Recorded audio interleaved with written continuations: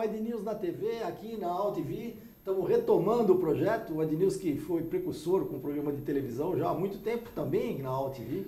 E agora replicando também no site do Ed News, né? Muito bem-vindos. Conosco hoje para reestrear o programa o Walter Longo, um grande colega de muitos e muitos anos. Walter, obrigado por você ter vindo. Obrigado a você, Tony. Um prazer estar aqui com você. O Walter é mentor, né, de estratégia e inovação do Grupo Nilcon, que reúne várias agências, entre elas a Young Rubicon, e agora numa nova missão. E ele está presidindo a Grey, né, uma grande agência do grupo também, WPP, e esperamos que você obtenha grandes resultados. Na verdade, em todo segmento que você passou, você marcou muito e fez de muito resultado, né, Walter? E se bem que a gente, vamos dizer assim, performance passada não garante desempenho futuro, né? Isso é grande verdade. Mas vamos tentar fazer o possível para que as pessoas, vamos dizer assim, tenham na Grey mais uma opção realmente importante, poderosa na área de propaganda no Brasil. Ela é uma espetacular rede de agências criativas do mundo inteiro, né? Vamos tentar fazer com que o Brasil, de alguma forma, represente ela muito bem. Ótimo, legal. Mas para a gente aquecer a nossa conversa, Walter, é uma oportunidade muito boa. Primeiro porque nós estamos falando para o mundo inteiro, né? A internet tem essas vantagens, né? A gente às vezes esquece. Não estamos nem falando só Brasil, e eu tenho certeza que vários brasileiros lá no exterior, né, estão nos acompanhando, né? Mas o mais legal é que a gente também vai hospedar depois no Ed News, né? Esse programa que vai ficar para o tempo futuro. Para sempre. Para sempre. Esse é outro, né? Conceito que a gente também esquece em internet, mas que não pode esquecer. Deus me livre, não pode esquecer mesmo. Então, para fazer um pouco de registro, Walter, conta um pouquinho como é que você entrou nesse negócio. A tua carreira, puxa, a gente vai comentar, sempre de sucesso, mas como é que você entrou na área da comunicação? Bom, na verdade, eu comecei quando vim de Recife, meus pais moravam em Recife, eu vim de Recife aos 19 anos, e para conseguir me manter em São Paulo, fazer cursinho para faculdade, etc., todo o emprego que eu tentava sempre pagava menos do que o custo do cursinho, vamos dizer assim, ainda tinha que me manter. Então, eu pensei naquele momento que vendas poderia ser um tipo de atividade que, apesar de não ter nenhuma experiência, eu poderia conseguir me manter em São Paulo e tal. E então, comecei minha vida em vendas. Na área de vendas, né, eu acabei, de alguma maneira, me especializando em falar em público, porque eu comecei a ver que para eu ganhar dinheiro suficiente para me manter, eu precisaria fazer vendas no atacado e não no varejo. Então eu promovia palestras e nessas palestras eu acabava, de alguma forma, vendendo muito mais, vendendo um pacote de pessoas e não apenas uma pessoa.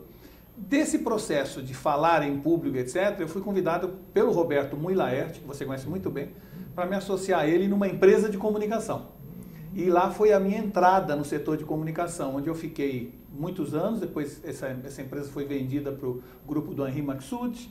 Dessa empresa do Henri Maxud, nós nos especializamos em produção de TV junto com a TV Cultura. E aí eu entrei então na área de entretenimento, onde fiquei 7 ou 8 anos produzindo grandes eventos, festivais de jazz, festivais de rock, etc.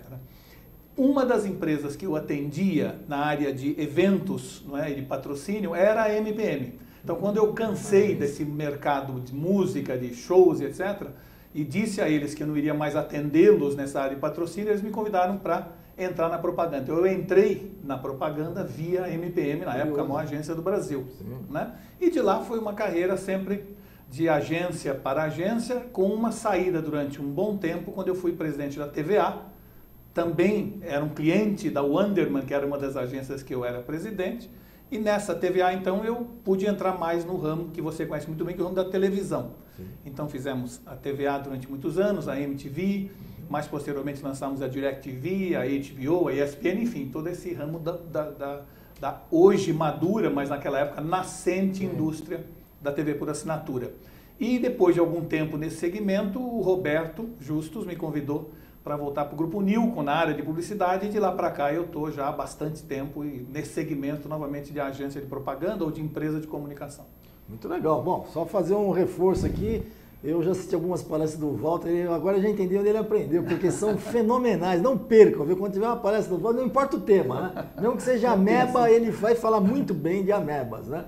Então, mas é muito legal, e também saber que você hoje está num grupo que representa o maior grupo de comunicação em termos de investimentos, né, no Brasil. Há mais de 12 anos, o maior comprador de mídia desse país, né, um grupo grande e claro que é um grupo que, além de grande, está crescendo, né? Tanto que a última aquisição para o Grupo Nilcon é exatamente a Grey Brasil, que passou a fazer parte do Grupo Nilcon agora no mês passado. E a gente percebe também, não, Walter, um movimento internacional, né, de aquisição e de fusões, né? Como é que você vê isso? Porque a briga em termos de veículo de comunicação, vamos colocar, ainda é uma briga restrita, é regional, porque é uma série de impedimentos legais para que grupos estrangeiros não atuem 100% no mercado. Está mudando, mas ainda não. Agora, em comunicação não, né? Propaganda é 100% internacional. De certa maneira, a propaganda, vamos dizer assim, está apresentando o mesmo fenômeno que ocorreu em muitos setores do Brasil. O Brasil não se internacionalizou, mas ele se desnacionalizou. Né? Grandes segmentos de atividade, antes na mão de empresas brasileiras, acabaram passando a fazer parte de grupos multinacionais. Então, o fenômeno na propaganda está ocorrendo porque em todas as áreas da economia isso também. Pega a indústria automobilística que inteira virou internacional e assim por diante. Todos os segmentos estão assim. Agora, uma coisa que aconteceu também na propaganda é que as fusões às vezes têm a visão de uma concentração para uma otimização de recursos. E a propaganda precisava tomar providências para reduzir custos, transformar custos fixos em custos variáveis, ganhar uma massa crítica que permitisse, não é, você ter uma otimização e uma maior eficiência. E esse fenômeno, claro, hoje é responsável por essa verdadeira, vamos dizer assim, diáspora de marcas que todas estão se aglomerando em torno de grandes grupos de comunicação. Isso é um fenômeno, eu acho, definitivo. E se eu olhar hoje, não existe mais praticamente nenhum grupo nacional ou agência nacional. Claro que há exceções, mas houve um processo de desnacionalização. Se isso é bom ou é ruim, o tempo vai julgar, né? Com certeza. Agora, você tocou no aspecto da globalização, né? Hoje em dia, automóveis ou serviços ou mercado financeiro, tudo globalizado. O que ainda não é, e é uma teoria que eu tenho muito interessante, é o da mídia, né? Um negócio de $1 trilhão por ano, né? E que ainda, globalmente falando, e que ainda não tem, assim, uma condução como é no caso da propaganda, né? Mas a razão de né? não ter ocorrido, pelo menos a sensação que eu tenho, é porque há um arcabouço jurídico que protege muito a propriedade nacional, né? Então não é porque o mercado não percebeu ou não se interessou. Ele se interessaria caso o arcabouço jurídico permitisse.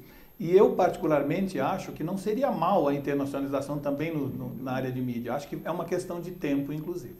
Acho até que recentemente, o ano passado, se mudou a Constituição brasileira para o canal a cabo, que você conhece muito bem, terrestre, pudesse ser 100% capital estrangeiro. E conseguiu-se, mudou-se a lei. Conseguiu-se, né? Mas com 8 ou 10 anos de atraso. Concordo. Porque no momento em que a indústria internacional do cabo estava já numa maturidade e as empresas queriam se expandir e não tinham como nos países de origem, elas estavam ávidas por colocar capital no Brasil. E aí havia esse garrote jurídico que não permitia.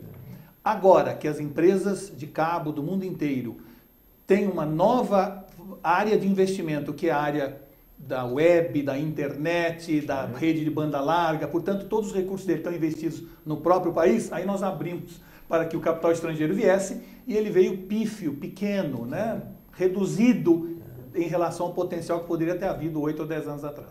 Você falou uma coisa que também, eu sei que é do teu domínio, mas é bom a gente repercutir um pouco, que me impressiona essa nova fase da televisão. Nós tivemos uma fase lenta, que foi a TV aberta, né? O VHF, depois o HF, ainda a TV aberta, depois TV por assinatura, terrestre e por banda KU, né? Exato. Por satélite. Mas agora uma empresa internacional pode investir só no conteúdo, né? No caso da Netflix, né? Que o governo está querendo até cobrar impostos, mas cobrar como impostos? Ele não precisa investir em infra, né? É isso, o Brasil padece de uma legislação que está sempre atrasada em relação à realidade ou à oportunidade.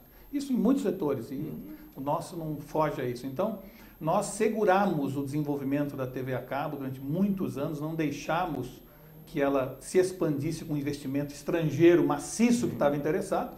E agora que a internet, de alguma maneira, já está granjeando atenção, tanto do mercado publicitário quanto da audiência, aí nós abrimos. Mas aí, ao abrir, as empresas não estão mais com a mesma avidez que estavam naquela época. Portanto, é uma indústria que está crescendo organicamente, mas não por causa dos investimentos estrangeiros. E, claro, eu diria que uma Netflix ou todas as possibilidades que a TV passou a oferecer de sincronicidade, de assistir o que quer, a hora que der vontade, isso veio para ficar e é um enorme complicador para o modelo de negócio da TV por assinatura tradicional. Com certeza, tanto que nos Estados Unidos já estão caindo 2,5 milhões de assinantes de TV por assinatura, porque não precisa mais. Agora é importante a gente reforçar, né, Walter, que até então a gente assistia TV via internet num computador, ou num iPad, ou num laptop, mas agora nós estamos falando de Smart TV, né? Onde você liga a TV com aplicativos, né? A gente já há bastante tempo, toda a tendência começa sempre nos early adopters, ou nas pessoas que adotam precocemente alguma tendência, né? Então, vamos dizer assim, há muitos anos a gente já assiste internet pela TV, mas ainda não havia um volume de equipamentos de um preço acessível que permitisse essa pirâmide, vamos dizer, preencher. Agora você tem fórmulas muito baratas de você assistir o que quiser de internet na TV, na televisão da sala, na televisão grande. Isso então traz um tipo de uso da internet que sem dúvida vai ser um enorme concorrente à TV tradicional. Com certeza. Aí eu acho que o que preocupa um pouco, você mesmo disse que nós avançamos bastante no lado da publicidade, né? E hoje somos competidores internacionais, né? Estamos falando agora há pouco ainda de Cannes, deste ano, né? De 2003, onde o Brasil ficou com 115 leões, foi um recorde histórico e ganhou o GP, o Grand Prix de Titanium, que é um case espetacular. Então eu acho uma coisa de uma correlação complexa, ou seja, enquanto a publicidade brasileira evoluiu muito, o veículo ainda está tentando se encontrar, mas ainda aparentemente há uma dificuldade do uso da publicidade dentro dessas mídias não convencionais. Vamos chamar de mobiles, vamos falar de YouTube, ou seja, de virais, né?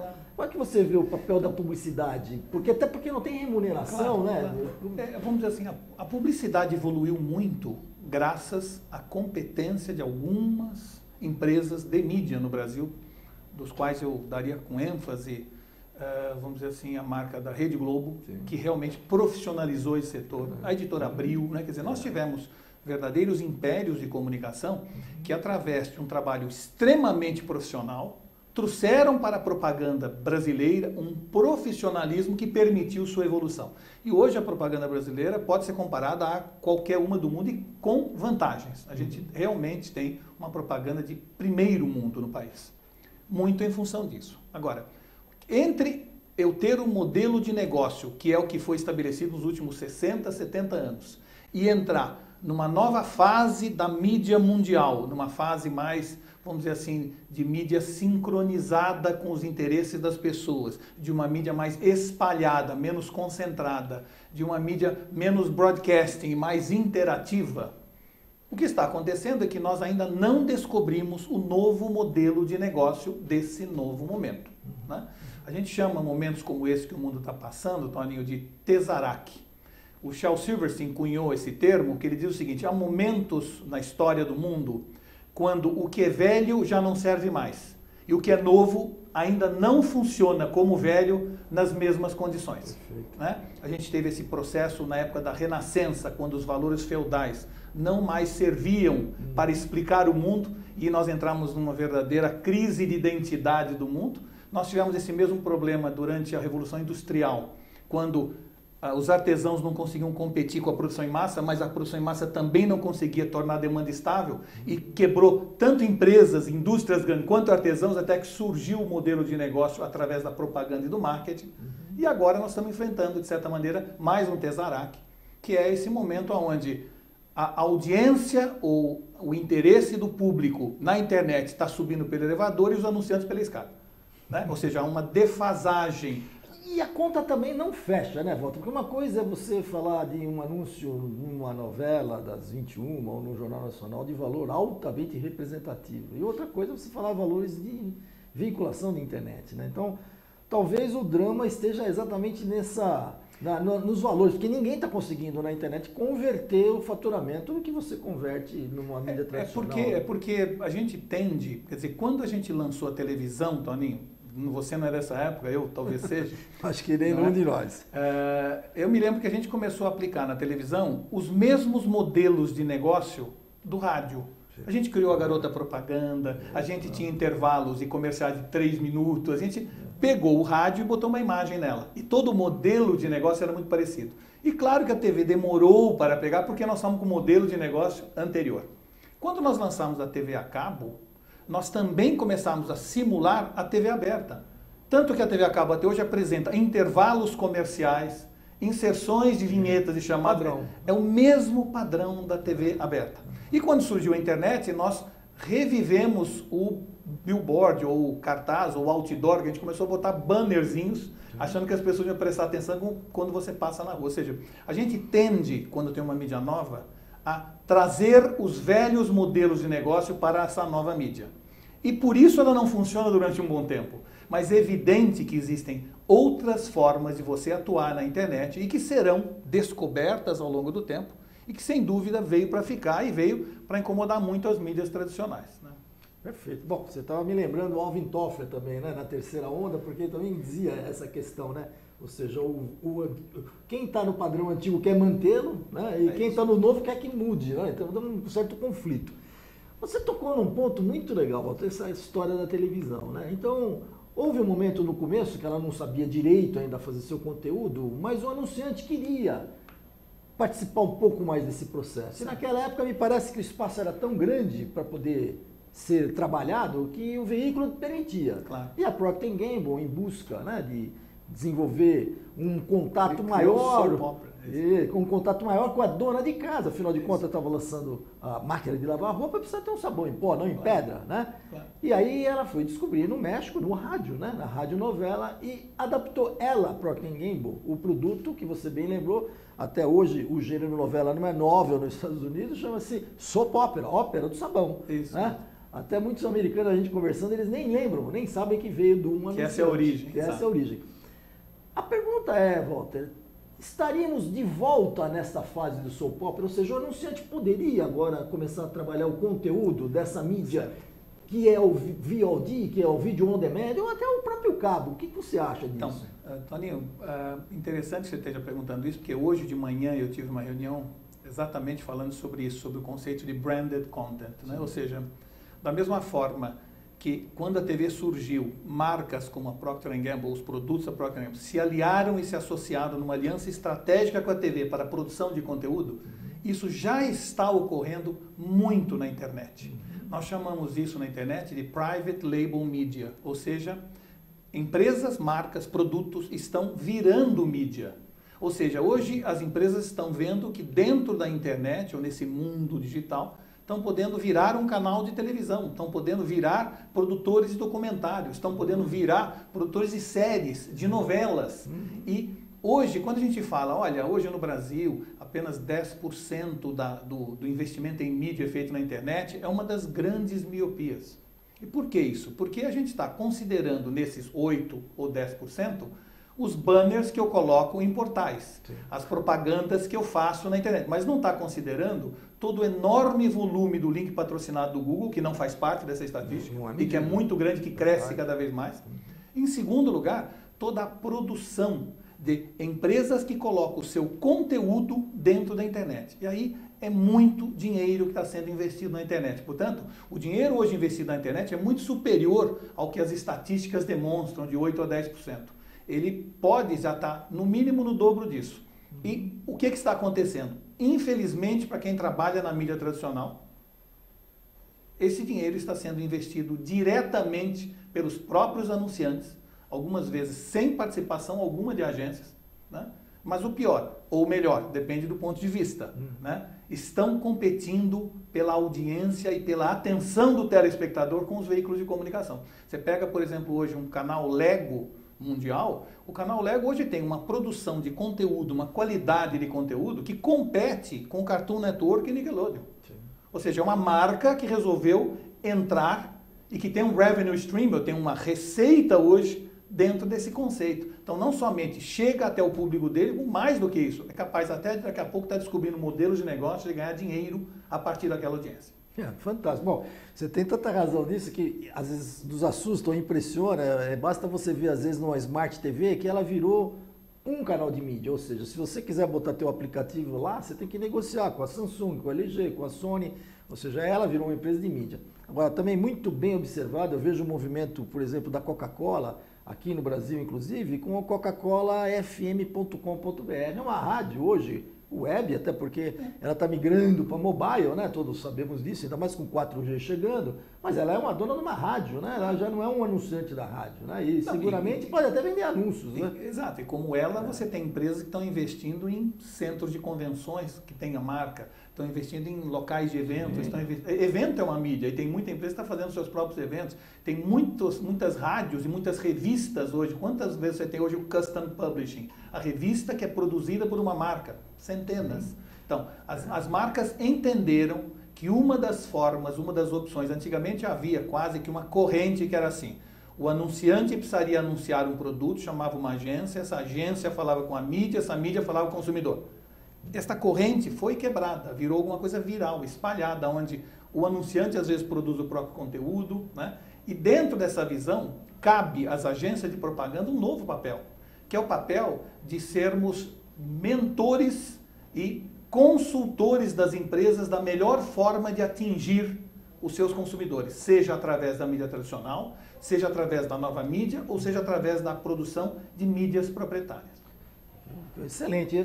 Depois eu quero que você me explique um pouco e que ajude a dividir teu conhecimento com o público e eles aprenderem um pouco esse caminho. Eu sei que você está bem avançado, mas é tão verdade o que você está dizendo, do conteúdo, né? Customizar a revista é uma coisa mais fácil, né? É, sim. Customizar agora uma rádio, né? Ou botar um name rights numa rádio, ou customizar um programa de televisão, ou uma emissora de TV é mais complicado. Mas você precisa ter apoio de alguém, porque alguém já fez na revista, não é isso? Mas mais do que isso, não é só o apoio para produzir ou para fazer, é principalmente a definição do que deve ser feito. Ou seja, qual é a missão daquele produto, daquele veículo, daquele canal. O que aquele canal vai se propor, o que ele defende, né? De que forma a marca vai se integrar àquele conteúdo sem agredir o telespectador ou leitor. De que forma, porque veja bem, enquanto na propaganda, quanto mais exagerada a presença da marca, mais ela chama atenção. Eu diria que no branded content, no entretenimento, no advertainment, o que nome você coloque, quanto mais sutil e adequado entrar aquela marca, mais eficiente será. Então é quase que uma escola inversa, vamos dizer assim, que a gente está tendo que aprender.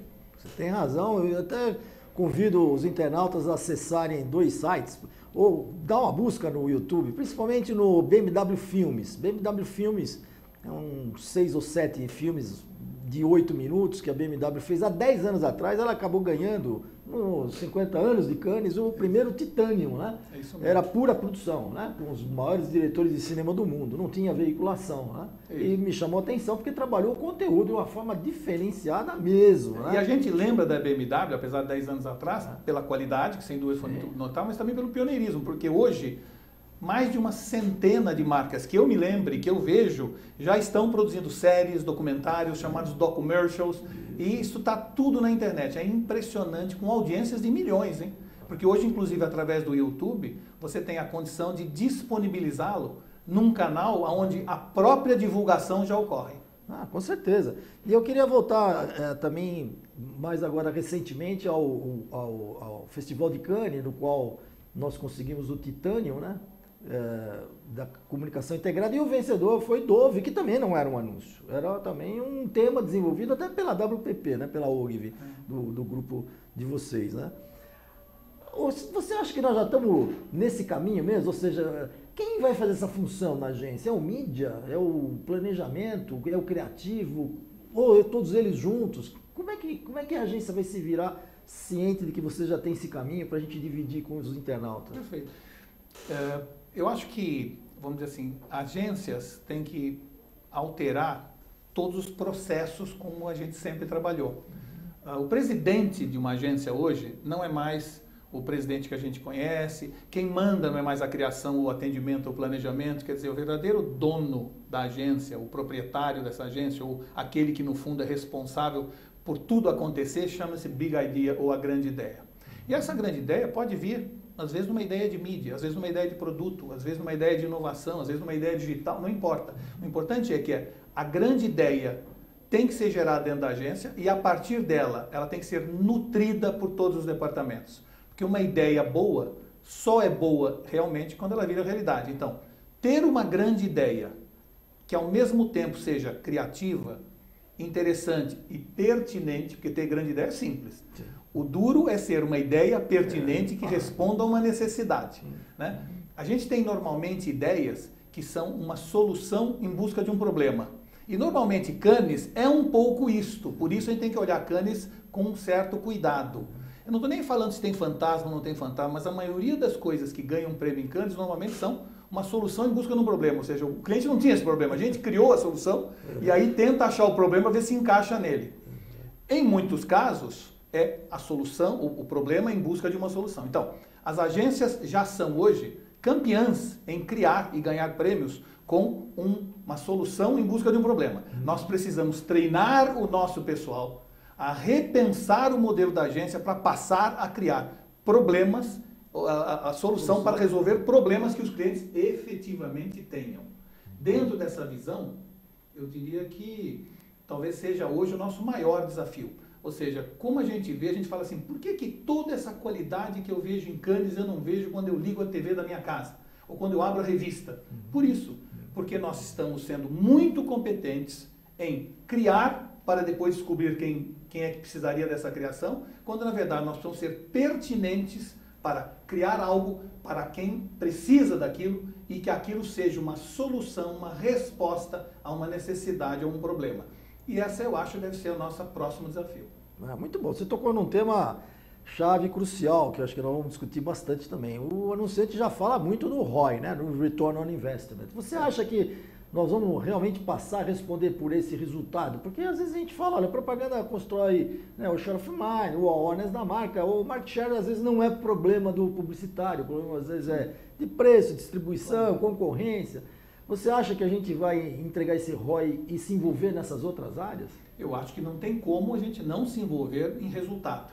Agora, não necessariamente o resultado deva ser quantificado, às vezes pode ser mensurado. Um dos mais graves equívocos que a gente está assistindo hoje na relação cliente-agência é uma obsessiva preocupação em quantificar e uma despreocupação em mensurar. E mensurar é muito mais importante que quantificar. Ou seja, nós estamos entrando num momento perigoso do marketing que a gente chama de matemarketing, onde se eu tenho 400 mil likes, significa que eu estou indo bem. Não significa que você está indo bem. Entendeu? A diferença entre... Pode ser até um robozinho fazendo isso. Não só um robozinho, pode ser até que muita gente deu like, mas até que ponto aquele like efetivamente significa uma maior atratividade da marca. Eu posso fazer promoções para gerar fãs para a minha página do Facebook. Então eu estou dizendo assim, pago até, né? Então, por isso que a gente tem que tomar muito cuidado que pessoas estão querendo me dê números. A gente está dando números, mas não necessariamente esses números que quantificados parecem ser um sucesso, na verdade, mensurados no sentido mais amplo, estratégico, se transformam em realidade. Entendeu? Muito bem colocado. E isso tem outra coisa que nos preocupa, que é essa área que, assim, nós passamos a ser comprados pela maioria dos nossos clientes, anunciantes, pela mesa de compras, não mais uma decisão de marketing. O procurement passou a assumir a negociação. Sempre que o procurement entra na negociação, primeiro eu acho que é extremamente válido porque nós temos que passar por um choque de eficiência em propaganda. Então, ponto. Isso é verdade.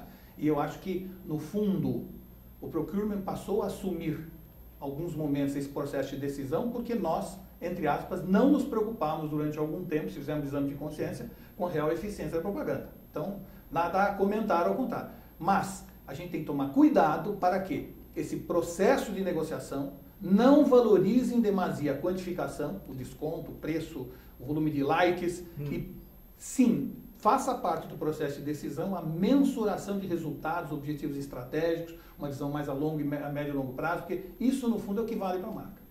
Excelente. E você foi, mais uma vez, muito feliz nessa colocação. Eu acho que, claro, a área de compras da empresa tem realmente um direito de ter o seu commodity. E mídia é commodity. Se é GRP, TRP, dá para medir. Não dá para medir outras questões, como você colocou, mas algumas até dá. Né? E eu acho que é bom estar junto, né?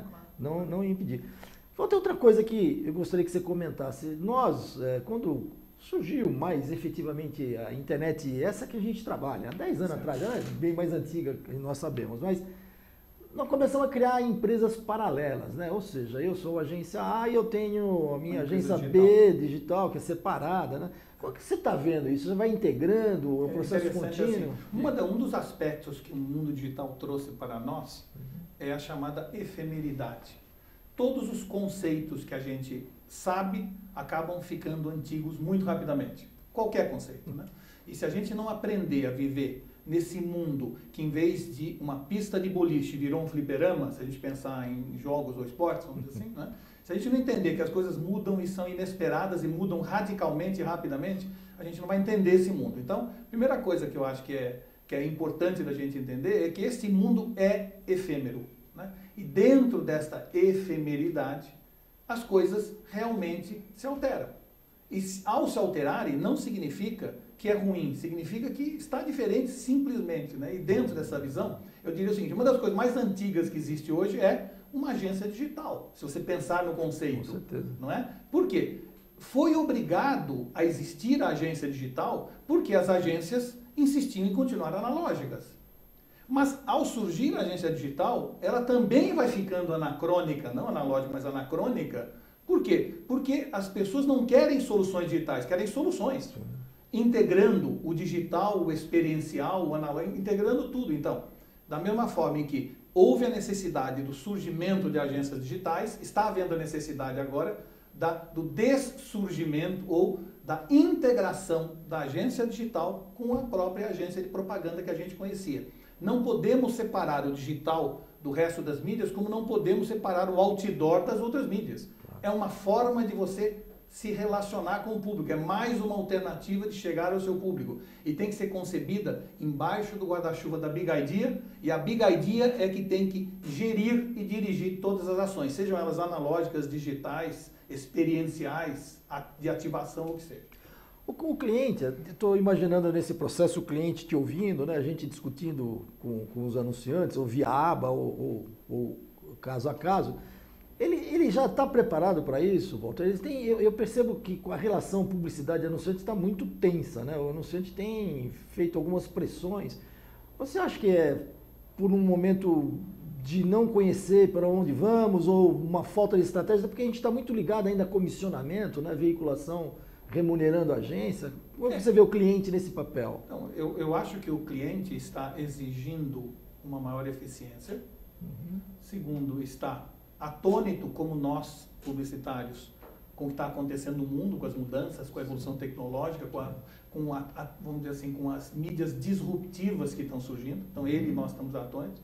E a tendência que a gente teria de ficar um em cada lado do balcão é muito ruim para o negócio como um todo. Quer dizer, nós precisamos dar as mãos para os anunciantes e juntos desbravarmos esse novo mundo. Se a gente não fizer isso junto, nós não vamos, nem do nosso lado, nem do deles, encontrar a eficiência que a gente já pode usar. Eu brinco muito dizendo o seguinte, muitas empresas estão em busca de armas digitais, tanto agências quanto anunciantes. Na verdade, o que vai fazer diferença no modelo de negócio de cada um de nós não são as armas digitais, é a alma digital.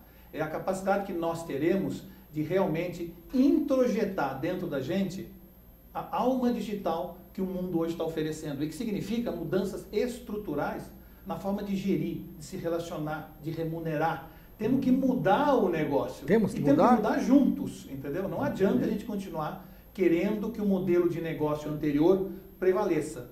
A gente vai poder prevalecer por algum tempo, mas com perda de eficiência. Quando a gente aprendeu todas as respostas, mudaram as perguntas. Mas nós temos que responder essas perguntas. Não adianta agora a gente continuar respondendo, né, aquilo que hoje não é mais a pergunta. Perfeito. E a gente precisa só alertar também a todos nós, né, o mercado em geral, que em 2016 a TV sai do ar, né, a VHF, né? Talvez um pouquinho mais para frente, talvez até um pouquinho antes, né? O governo quer antes por causa da Copa, né? Porque a TV tem que sair do ar para entrar o 4G nos 700 MHz, né? Como também as emissoras AM querem ficar do lado das FM. Nos Estados Unidos já foi aprovado e aqui o Ministério da Comunicação, a Anatel, a ABERT também já se acertaram, ou seja, uma sobrevida para o AM, né? Toninho, a grande verdade é que aquilo que a gente tinha abundante, que era o espectro de frequência, hoje é uma das coisas mais raras e ao mesmo tempo mais desejadas que existe, né?